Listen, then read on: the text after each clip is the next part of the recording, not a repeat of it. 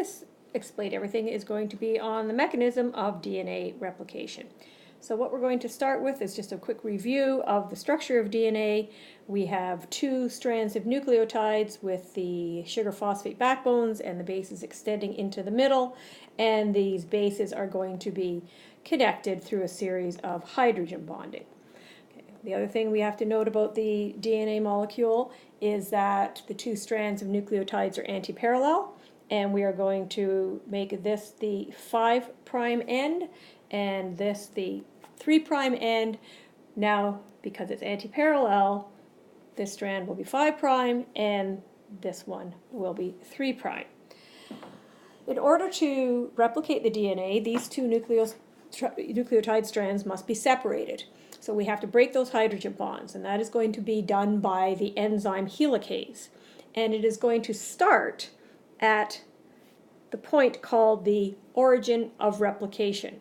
So the DNA helicase enzyme is going to start at the origin of replication and go in both directions to break those hydrogen bonds.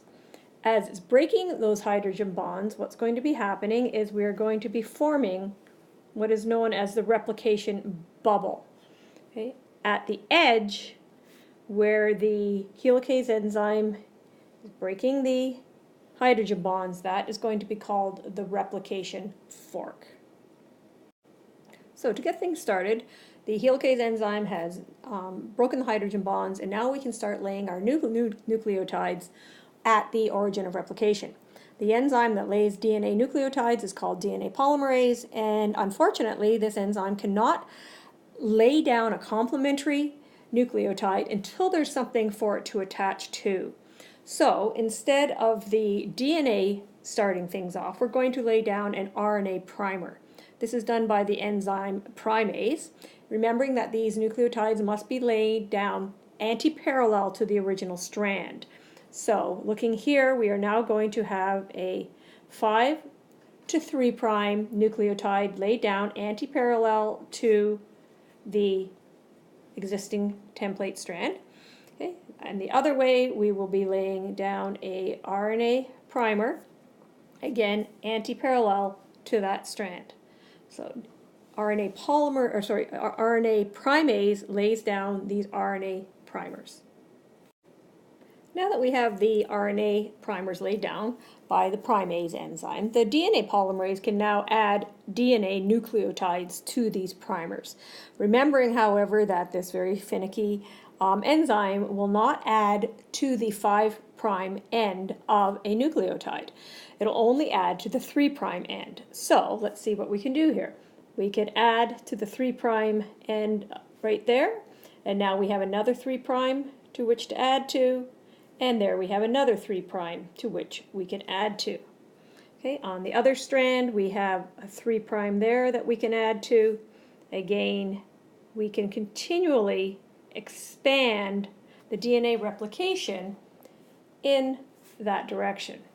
Okay, this continuous replication is known as the leading strand. Okay, and we will see a little bit more detail why these are called leading strands.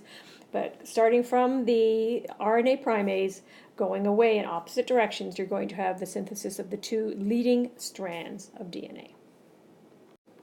So now the problem is we've only synthesized half of the molecule. So we can have to continue now, but we can't add to this 5' end of that nucleotide, and we can't add to the 5' end of this nucleotide. So what happens is RNA primase comes in again and lays down two more primers, and this is going to be right at the replication fork. So we're going to lay down another primer. Okay.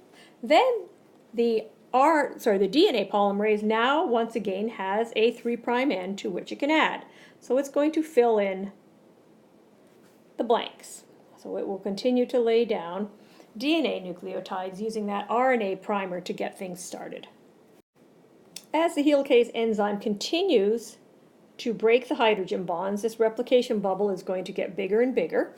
And what's going to happen now is the RNA primase is going to continue to lay down primers as the replication fork gets larger. And then the DNA polymerase can continue to come in and fill in the blanks. So if we review what has happened here, we have inserted a primer and then filled in with DNA. We have inserted a primer and filled in with DNA. Similarly, on the other strand, we inserted a primer, filled in with DNA, inserted a primer, filled in with DNA.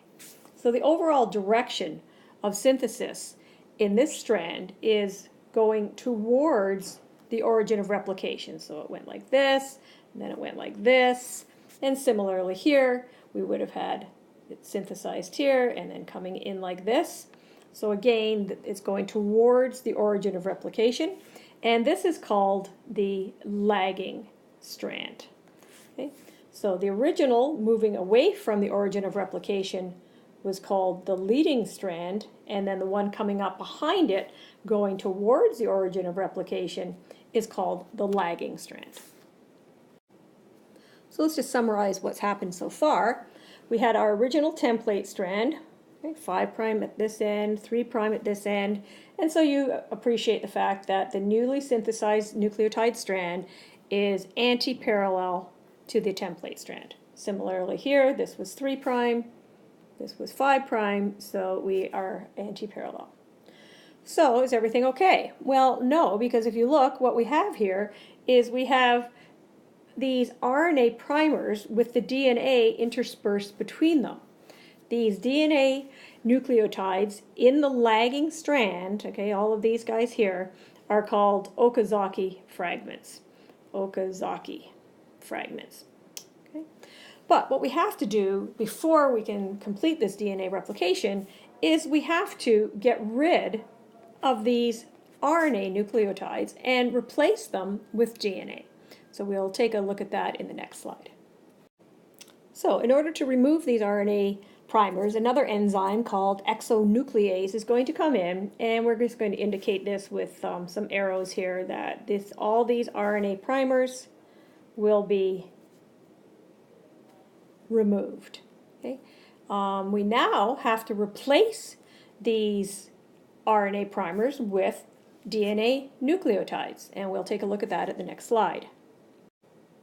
So now that we've removed all these RNA primers, DNA polymerase can now come in and fill in the spaces left by this removal. Remembering, however, that the DNA polymerase can only add to a 3' end of an existing nucleotide. So here we have a 3' end, so we can now replace that RNA with DNA. Similarly, here we have a 3' end, we can replace it with a DNA nucleotide. Here we have a 3' end, we can replace it. Here we have a 3' end, we can replace it. Okay? Once the DNA nucleotides have been inserted, another enzyme called DNA ligase is going to seal the bond between the adjacent nucleotides.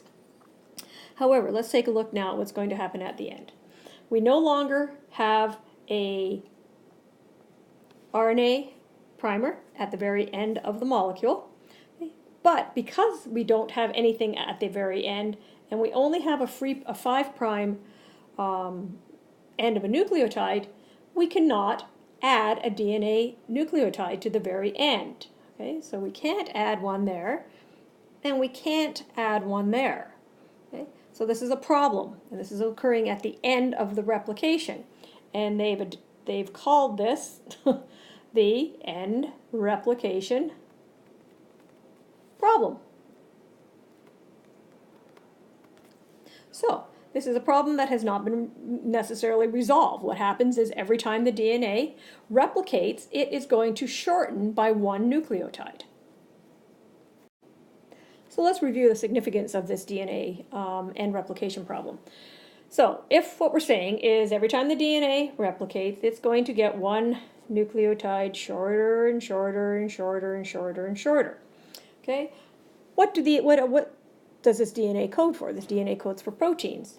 They are found in areas of the DNA called genes. Okay, so if we just take a kind of a look here and say that we had a series of genes on this DNA molecule, okay, and then we're cutting it down, And that's definitely going to be affecting the end genes. Okay, eventually we'd just be chopping out those genes completely so that by the time we ended up down here, maybe we would have one of the original 10 genes left. Of course, the organism would never survive because as soon as at this point, as soon as you have a mutation where you're cutting out that last base, it's going to alter the codon and ultimately alter the proteins that are going to be synthesized.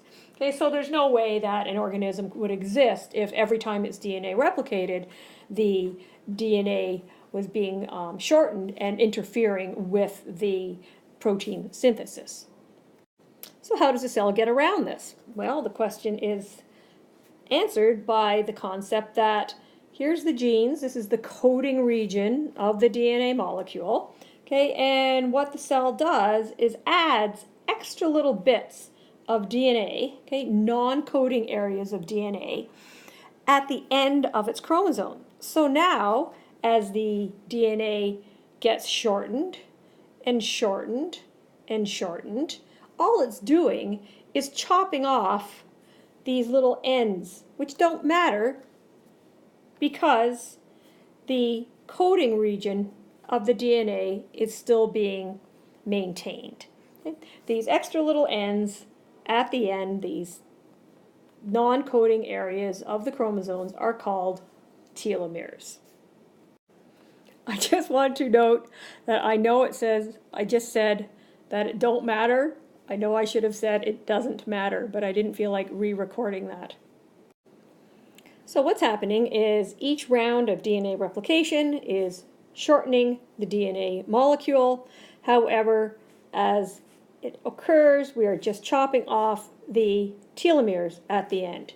But now, what happens after many rounds of DNA replication where the next shortening is actually going to start cutting into the coding region?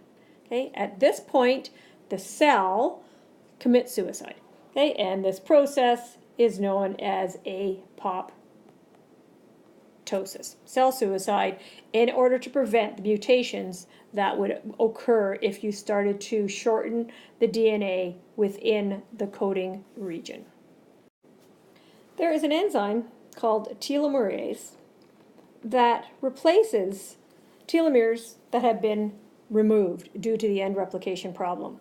So, say after one round of replication, the DNA is going to shorten. Okay, what the telomerase does is comes in and replaces that. Okay? So the next round, it is going to shorten, but the telomerase will again replace it. So in essence, this DNA molecule is never going to lose its telomeres. Okay? The significance of this is that the molecule, okay, is never going to reach the point where it is going to undergo apoptosis because its telomeres are continually being replaced. So what type of cells does this occur in?